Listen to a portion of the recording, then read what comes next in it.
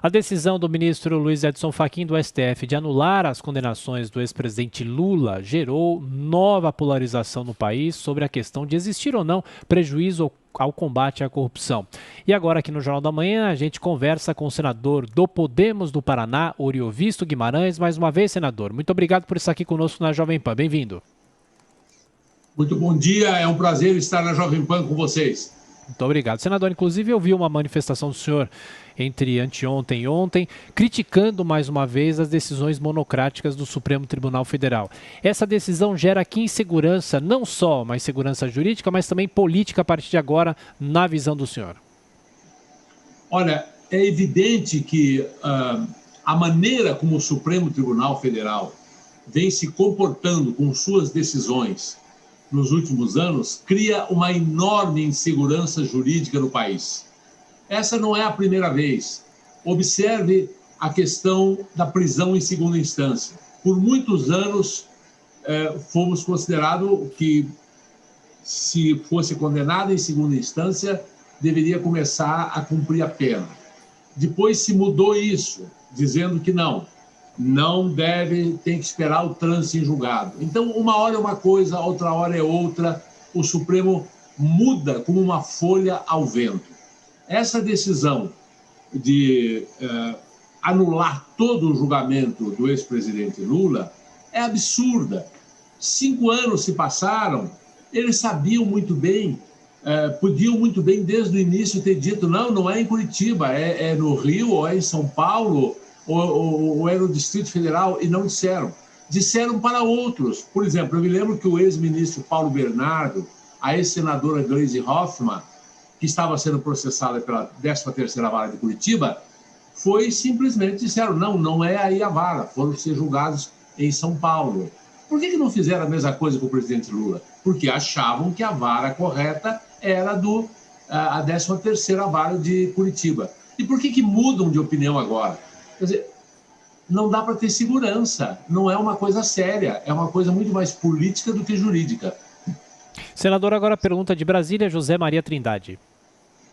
Senador, o Podemos recentemente tomou a decisão de sair da independência para a oposição ao presidente Jair Bolsonaro. Eu quero saber o que muda, senador, no dia a dia agora do Podemos e da atuação dos seus parlamentares. Olha, Zé Maria, na verdade o Podemos nunca adotou essa postura de ir para a oposição. O Podemos sempre foi independente, ele sempre criticou o governo Bolsonaro quando tinha que criticar e apoiou quando achou que tinha que apoiar.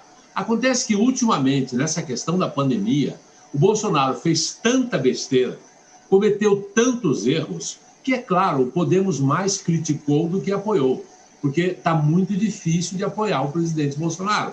Quando ele toma uma iniciativa boa, normalmente na área econômica, com o ministro Paulo Guedes, por exemplo, agora, a PEC 186, que traz o auxílio, que traz os instrumentos de controle por déficits fiscais, o Podemos apoiou.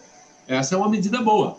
Mas, no mais, é difícil apoiar o governo Bolsonaro. É quase que impossível, não é?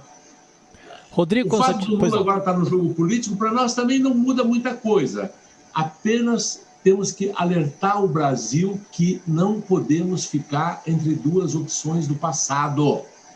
Veja, o populismo de extrema-direita ou o populismo de extrema-esquerda são coisas antigas, são coisas rançosas. Na próxima eleição, o Bolsonaro já não será novidade, já terá governado o Brasil por 4 anos. O povo já o conhecerá muito bem, já saberá muito bem como ele vai nos conduzir se tivermos uma pandemia. Não é? Vai dizer para a gente não ser marica. Não é? O Lula, a gente já sabe muito bem o que ele fez. O Lula nem mais vai ser antigo. O Lula vai ser pré-histórico. 2 governos Lula, 1 governo Dilma, toda a confusão que teve, anularam o processo de Curitiba, mas não anularam a culpa do Lula. Os bilhões que a Lava Jato recolheu continuam gritando. Os empreiteiros que foram presos continuam gritando. Sabe, a corrupção existiu, nada vai apagar isso. Então, o Brasil precisa não se envolver com esses extremos do passado e procurar um caminho para o futuro. A nossa preocupação é contribuir com esse futuro. Senador, agora Rodrigo Constantino. Senador, o senhor mencionou a questão da politização da Suprema Corte, né? E hoje mesmo nós temos o ministro Gilmar Mendes rebatendo em inglês um comentário do chanceler Ernesto Araújo para a CNN sobre aquela história de autonomia, quem tinha autonomia para tomar as decisões na pandemia. Quer dizer, é realmente uma postura política. E no mercado circula uma metáfora que eu achei boa, né? De que você está prestes a fazer uma cesta dentro do garrafão, né, que vai encerrar o jogo, o juiz apita e muda o jogo. Diz que agora é futebol, você está dentro da área com a mão na bola, pênalti, né? Então, é esse o nível de insegurança que circula. A pergunta é muito evidente, né? O que fazer? Nós não temos uma corte constitucional no país formada por juízes de carreira. Nós temos um processo político já na escolha de ministros que muitas vezes sequer possuem o notório saber jurídico e muito menos reputação ilibada. O que fazer? Há alguma expectativa que o povo brasileiro pode nutrir de um impeachment de um desses ministros? Olha, deixa-me te dizer, é tão complexa a situação do Brasil, é tão difícil a situação do Brasil, porque, assim, nós temos 3 poderes: o poder legislativo, o poder executivo, o poder judiciário. É claro que eu não posso generalizar, eu não posso dizer que todo o poder legislativo é corrupto ou tem o rabo preso com o Supremo.